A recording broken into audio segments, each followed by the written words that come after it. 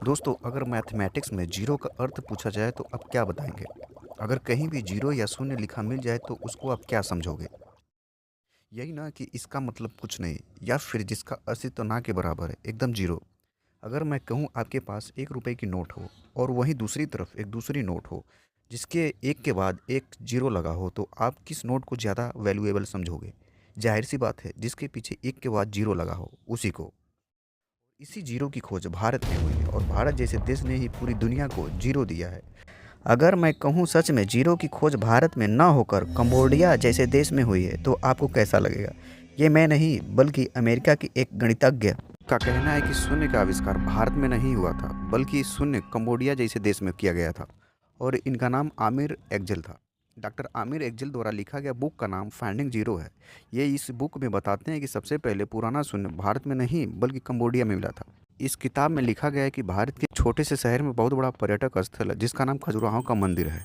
हम आपको बता दें कि भारत के इस शहर में हजारों साल पुराने जैन और हिंदुओं के मंदिर उपस्थित है, जो अपने बनावट के लिए काफ़ी लोकप्रिय है। यहाँ के मंदिरों की दीवारों पर अनेकों प्रकार की यौनरत मूर्तियाँ जो अपने कला आकृतियों के लिए जानी जाती है। और यही सब देखते हुए डॉक्टर आमिर एक्जल वर्ष 2011 में यहाँ की यात्रा पर आए और उन्हें किसी और ही चीज़ की तलाश थी। वो कई घंटों तक मंदिरों में भटकते रहे और भटकने के बाद उन्होंने देखा कि एक कामुक जोड़ा का मैजिक स्क्वायर के रूप में चित्र दीवार पर बना हुआ है। इस मैजिक स्क्वायर के सभी 16 अंकों में सिर्फ हिंदू अंक 10 को आसानी से पहचानते हैं, और यह अंक पहले समय में शून्य की पहचान को बताता है। फाइंडिंग जीरो बुक के अनुसार ऐसा लगता है कि आमिर एक्जिल की शून्य की तलाश करने की जहोजियात मायावी कहानी सी लगती है।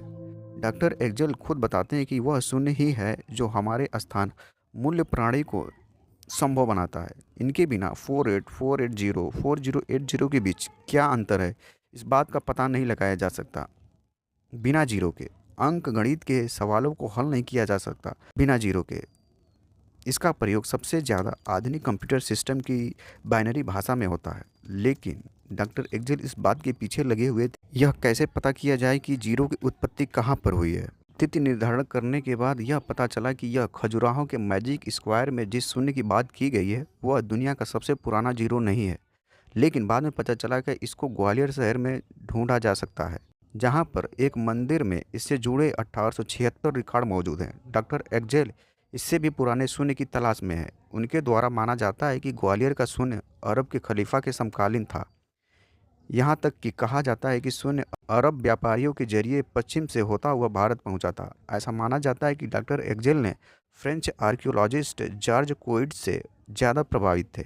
जॉर्ज कोइड्स ने 683 ईसा पूर्व से 605 ईसा पूर्व के बीच कंबोडिया मंदिर के खंडहर और शिलालेख का अनुवाद किया था, और बाद में जिसकी खोज के लिए डॉक्टर एक्जेल बाहर अपना काम शुरू किया था, जिसके लिए उन्होंने थाईलैंड, कंबोडिया, लाओस और वियतनाम तक सुराग ढूंढने की कोशिश में। इस बुक के क्लाइमेटिक दृश्य में बताया गया है कि कैसे और कहां पर डॉक्टर एक्जेल ने कितनी मेहनत और कितनी घंटों तक भटकने के बाद एक ऐसे शिलालेख के पास पहुंचते हैं जहां एक शिलालेख के साथ एक बड़ा पत्थर आता है। यही वह शून्य है जो कहीं खो गया था। डॉक्टर एक्जेल शून्य को खोजने की यात्रा काफ़ी रोचक है। उनकी कहानी संख्याओं को लेकर उनके जुनून के साथ साथ कई आश्चर्य भी पैदा कर देती है। फाइंडिंग जीरो बुक एक मनोरंजन कहानी हो सकती है, यह कोई बौद्धिक खोज नहीं बल्कि एक व्यक्तिगत खोज था।